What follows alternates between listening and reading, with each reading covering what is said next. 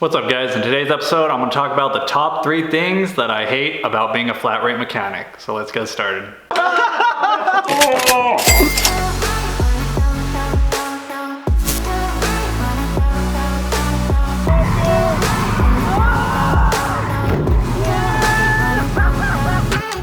Yo! What is up guys? Nick here. Let's Drift Media. Thank you guys for coming back to the channel. If this is your first time here, please hit that subscribe button down below. Really appreciate it. So in today's episode, I'm going to be talking about the top 3 things that I hate about being a flat rate mechanic. And this is not to be like I hate my job, anything like that. I love my job, I love what I do, but there are certain things that really make me not like my job sometimes. So it's not an everyday thing, but it happens a lot. And I feel like I kind of glamorize being a flat rate mechanic, but I just want to kind of bring light to the areas of this industry that aren't so bright, and just kind of want to point that out to you in case you're maybe thinking about starting in this field and you want to see the bad sides about it. So before we get started, if you could do me a favor, if you are in the industry already, go ahead and drop a comment. One thing that you hate about being a flat rate dealership mechanic. I have a feeling it's going to start with a W. So anyways, let's get started. So speaking of W's, we are not talking about wins. Number one reason that I hate being a flat rate tech is warranty times. Warranty jobs, working in the dealership, I would say I get like 60 to 75% of warranty jobs, recalls, stuff like that, versus customer pay, which is the ones where you actually make good money off of.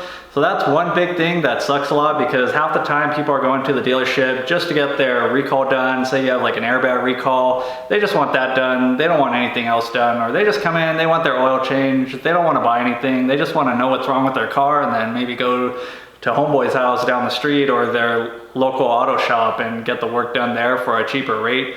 That's understandable, but it is frustrating as a technician. Say a car comes in, a recall, you do the airbag, you make like an hour off that, if that. Yeah, it's not taking that long. And that also has a service. You spend like 30 minutes doing the service, documenting everything that you find, any leaks, stuff like that. Say it needs brakes, say it needs an alignment because the tires are wearing unevenly.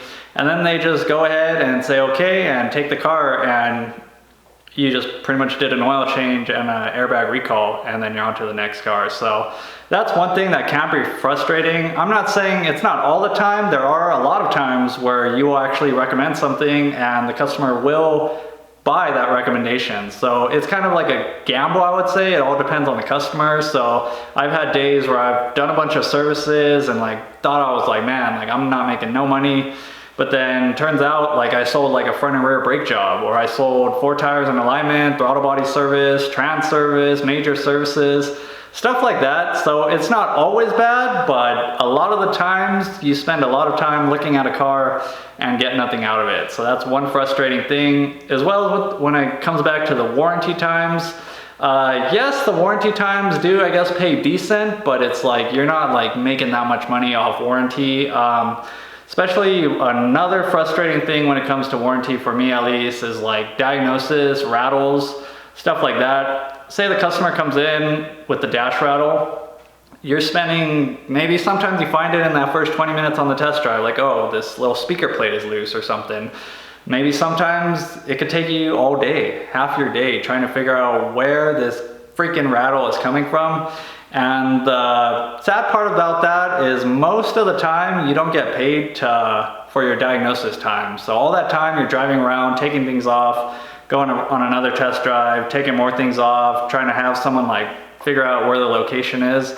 A lot of the times you're not getting paid for that. You kind of mainly, and at least in my experience, you just get paid to fix the cars. So once you finally figure it out, like, oh, this little bracket underneath the dash by the airbag was rattling. I just had to put some little insulation kit on there to stop that bracket from rattling against the crash bar or something like that.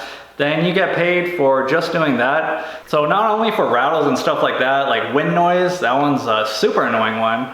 Probably one of my least favorite concerns to diagnose. When I get that on the ticket, I'm just like, great, like we're not making any money on this. So say another one example, say you have a check engine light. Say a brand new car, Toyota, comes in and has a code for mass airflow sensor.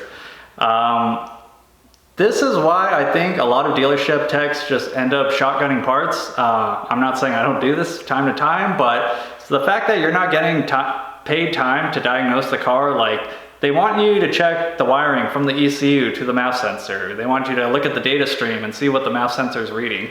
But most of the time you don't get paid to do that. You just get paid to figure out, oh, it actually was a bad MAF sensor. So you get paid like 0.3 or something to replace that sensor. And that happens a lot of the times. And I think that's one big factor that leads to shotgunning parts and just throwing parts at brand new cars under warranty, is because if a technician's not getting paid to actually diagnose that car correctly, then why are they gonna spend their time checking wiring, checking resistance, stuff like that, pulling out the sensor, inspecting it? They're just gonna kind of like give a quick glance at it and it's like, oh, I don't see nothing wrong, it's gonna be the sensor. And I've heard some dealerships, they actually get paid better for diagnostic times, but even when I was at BMW, it was like max time you're gonna get is like half an hour, 0.5 to diagnose the problem. So I think that's one big flaw when working in the dealership, but I mean, it is what it is, so I don't see anything changing in the near future. Another thing that I really don't like about working in the dealership is the stress when it comes to waiters and promise times. I understand customers want their vehicle serviced, they want to come in, they don't want to wait 3 or 4 hours and get out when the job only takes 30 to 40 minutes. But the thing is, usually there's a lot more customers than just that one customer. So I find myself in this situation quite a lot, no matter where I've been. Pretty much come in 8 o'clock, you get 2-3 repair orders, and they all want the car done at 10:30 or 11. Doesn't matter what the job is, or at least they want an answer. So you kind of work through that morning shift before your lunch, you figure out all the problems with it, you service those vehicles. It's coming lunchtime, maybe you still have one car left, you're trying to just kind of smash it out before you go to lunch because you're going to be gone for an hour. Coming lunchtime, more tickets start coming in, but they're due or expected, or waiters that they want done by 12 o'clock, 1 o'clock, and then it's like, well dude, I'm gonna take my lunch, and that's an hour. So by the time I come back, I'm barely gonna be starting on the car when they want these cars done. And like I said, I understand that the customers are coming in and they want their vehicle serviced, but it's just one thing that adds to the stress, because personally me, I don't like having like 5 or 6 ROs on my box, knowing that they're all due like at a certain time frame, just because it really stresses me out and it leads to rushing out jobs and not doing the jobs as good or correctly as I should be doing them.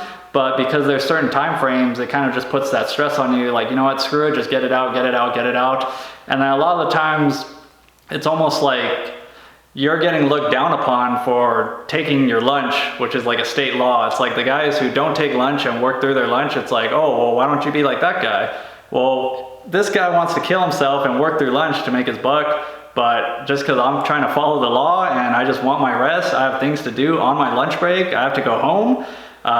Whatever the case may be, it's like it's almost looked down upon sometimes, what I've noticed in dealerships, the fact that you're taking your lunch, which I really think is pretty ridiculous, honestly. Along with that being said, sometimes vehicles take a little bit longer to figure out what the problem is. Like, say a car comes in with a check engine light, and you pull up a bunch of codes and like you're just kind of blown away and you're just like, oh my god, like there's a lot of stuff wrong with this car. But at the same time, you have 2 more waiters down the road that you need to get done too in a certain time frame. So usually when that happens, I'll kind of try to just knock out the easy stuff that I know I can just fly through, like if it's a recall or a service, something like that. But a lot of the times I'll get a car where it's something I've never seen before, and then it's just like, well, dude, this is gonna take like a little bit of time. Like, I'm not just gonna be able to get the car, figure it out, and slap it out. Like, that's why it's called diagnostic time, because it takes time. But I guess a lot of people or customers think that we're magicians and we just pull answers out of our ass. But that's not the way it works sometimes. I just wish more people would understand that. And final third thing I have, which is probably no matter what career you're in, what trade, what profession, is everybody is replaceable. So it's kind of the sad truth. Like when I first started, I would kind of like break my back for whatever company I was working for, because it's like, you know what, like they're gonna take care of me, they care about me, like they actually want me to work here. Yeah, maybe true in some cases, but Being in the industry now for 9 years, what I've seen and the general consensus that I came up to is they don't really care as much about you as you think. Everybody is replaceable. It's very sad, but I mean, you could honestly die tomorrow, and yes, people would be sad, but the show's gonna go on. They're not gonna stop the show. They're just gonna find someone else to fit in your shoes. Same thing, if you leave your job and you quit tomorrow, they might be pretty upset with you, but it won't matter because you quit. But at the same time, they're just gonna fill your shoes in the next day. And that's what sometimes almost demotivates me, because I feel like my worth is pretty high for how much experience and certifications I have. And the fact that knowing that it's just like, oh, you're just like another cog in the system, sometimes I would honestly say it demotivates me. But I mean, like I said, I'm pretty sure it's like this and no matter what industry you're in, but it's just kind of like the sad truth, and you just really need to remember that everybody is replaceable, and it doesn't matter if you step out today or in a year, your shoes will be filled like within a couple weeks or something like that. But yeah, I think that sums up my top 3 things I hate/dislike about working as a flat rate technician. I'm sure a lot of people in the industry would agree on these points I made out.